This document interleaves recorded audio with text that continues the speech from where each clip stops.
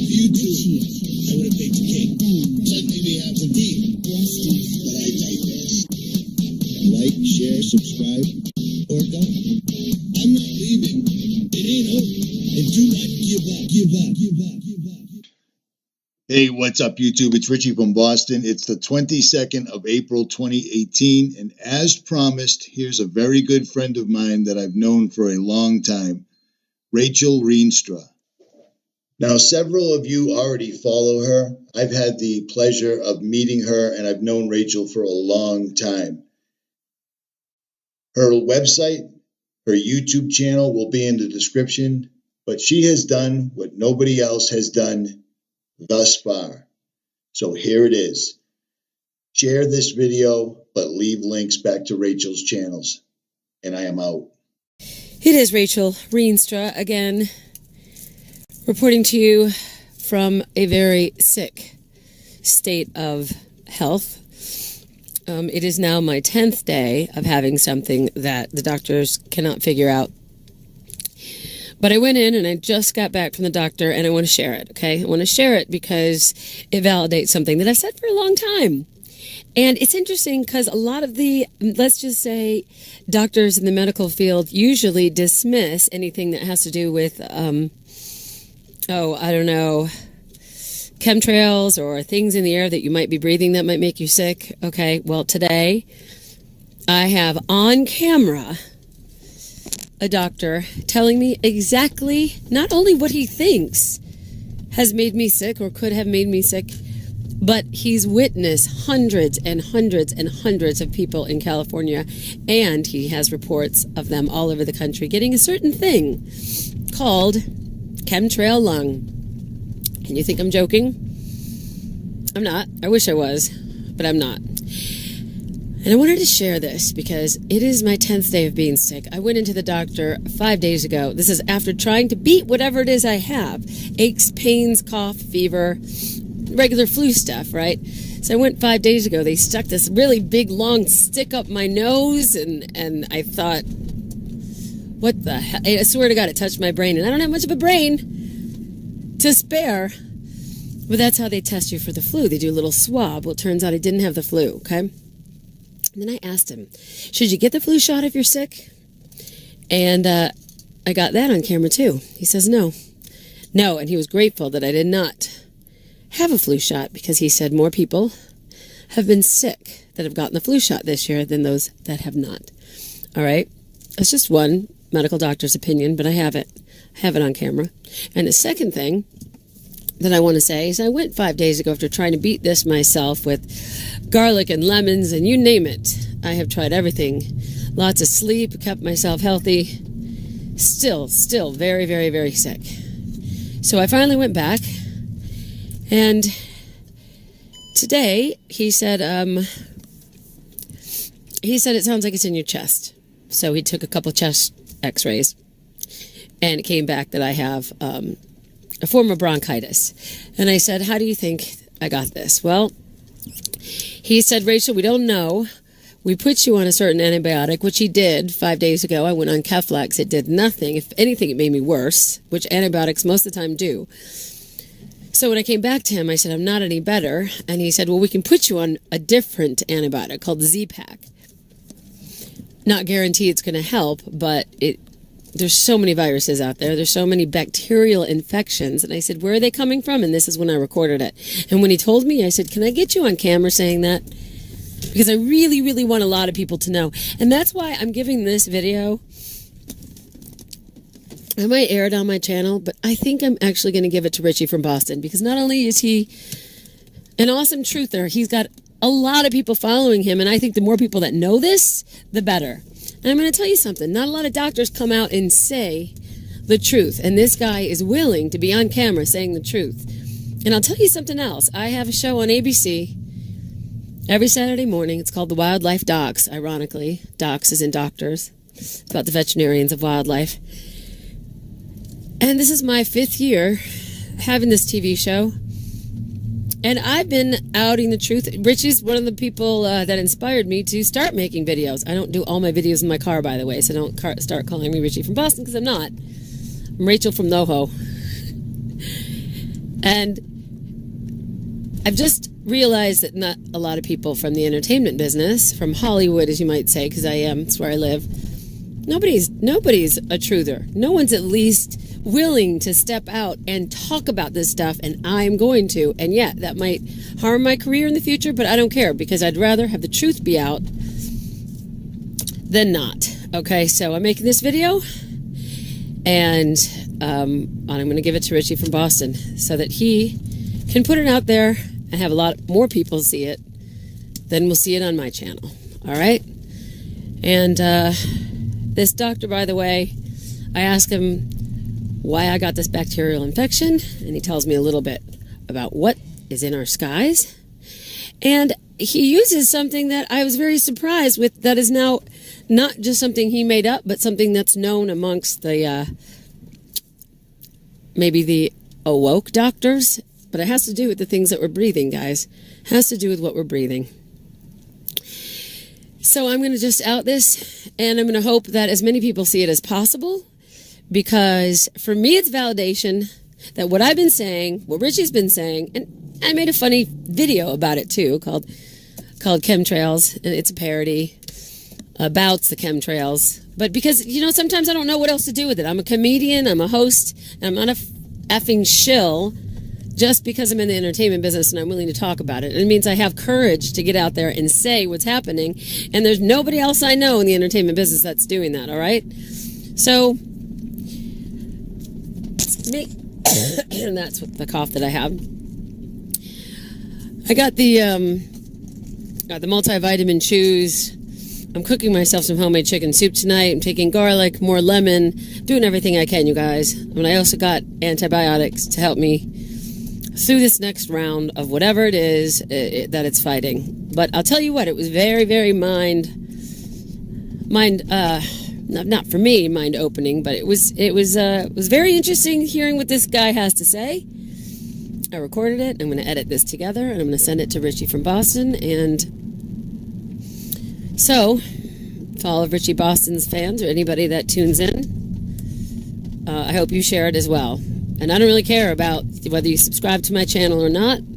I just want the word to get out there, because I think it's important that people start to wake up. And I'm happy to know that this doctor at least is woke. You know what I'm saying? So, anyway, thanks for letting me share. Thanks, Richie, for Boston, for getting it out there. And, yeah, Rachel Reestra is my name. I'll see you guys later. Enjoy the truth for once. Okay, so I'm here with the doctor because I'm still sick, and I just wanted him to reiterate what he just said. Okay. Hello, whoever you all are. Get closer. Yes. So there is an emerging problem that we're having in society all over the world, actually, and it's called chemtrail lung. There are more and more respiratory conditions that are showing up because of the toxic chemicals, heavy metals, gases, virus particles, and other things that are being sprayed across the atmosphere.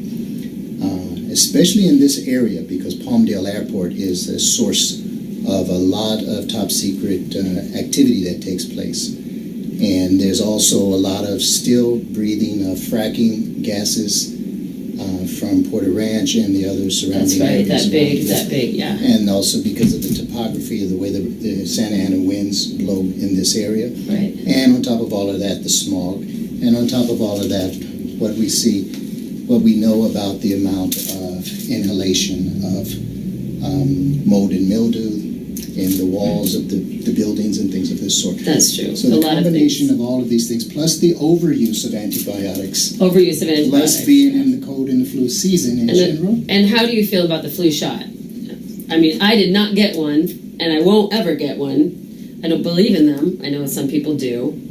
How do you feel about the flu shot? I don't recommend it in general. Mm-hmm. There's a few categories of people who are most appropriate for getting them, but not every year, because so much of the time the true effectiveness and efficacy of flu shots is very, very low, and it's not necessarily that it's a benefit. It's a public health policy issue, but it is not necessarily a physiologic benefit to the patients. Even though they want you to get one and they say, oh, come on in to get your flu shot, They encourage it, but at the same time, it could be a different strain that's coming about, so it could actually make it worse. Yeah, well, we've been dealing with, sub 30%, sometimes even sub 20% effectiveness of flu vaccines in recent years. 20%. And it's a guess as to what may be needed in the composition of a flu vaccine in order to get it ready for distribution, and then most of the time we miss more than we hit. So it's not something that as a public health specialist, as well as a primary care specialist and all that, I routinely recommend. I know that there's policies there, and I know that there's something called best practices. Right. But if you look at it more in general... He said best practices, not breast practices. That's different. It's a whole other show. So if you look at it in terms of what else people can be doing, there's a whole lot more that people can do to improve their health from a prevention point of view, and from a detoxing point of view, and from a proactive health orientation. Be proactive, right. As opposed to just simply relying on getting the vaccinations. And there was somebody that was found in the Mississippi River who stood up in Atlanta. He stood up for not getting the flu shot, and he ended up disappearing. Well, actually, no, his body was found. So, we got to stop. Are you giving me the stop? We'll wrap it up. Okay, wrap it up. Okay, anyway, chemtrail lung, I'm just saying. You can end it. Ladies and gentlemen, the very word secrecy is repugnant in a free and open society, and we are, as a people, inherently and historically opposed to secret societies, to secret oaths, and to secret proceedings. We decided long ago that the dangers of excessive and unwarranted concealment of pertinent facts far outweighed the dangers which are cited to justify it. Even today, there is little value in opposing the threat of a closed society by imitating its arbitrary restrictions. Even today, there is little value in ensuring the survival of our nation if our traditions do not survive with it. And there is very grave danger that an announced need for increased security will be seized upon by those anxious to expand its meaning to the very limits of official censorship and concealment. That I do not intend to permit to the extent that it's in my control. And no official of my administration, whether his rank is high or low, civilian or military, should interpret my words here tonight as an excuse to censor the news, to stifle dissent, to cover up our mistakes, or to withhold from the press and the public the facts they deserve to know. For we are opposed around the world by a monolithic and ruthless conspiracy that relies primarily on covert means for expanding its sphere of influence, on infiltration instead of invasion, on subversion instead of elections, on intimidation instead of free choice, on guerrillas by night instead of armies by day. It is a system which has conscripted vast human and material resources into the building of a tightly knit, highly efficient machine that combines military, diplomatic, intelligence, economic, scientific, and political operations. Its preparations are concealed, not published. Its mistakes are buried, not headlined. Its dissenters are silenced, not praised. No expenditure is questioned, no rumor is printed, no secret is revealed. No president should fear public scrutiny of his program, for from that scrutiny comes understanding, and from that understanding comes support or opposition, and both are necessary. I am not asking your newspapers to support an administration, but I am asking your help in the tremendous task of informing and alerting the American people. For I have complete confidence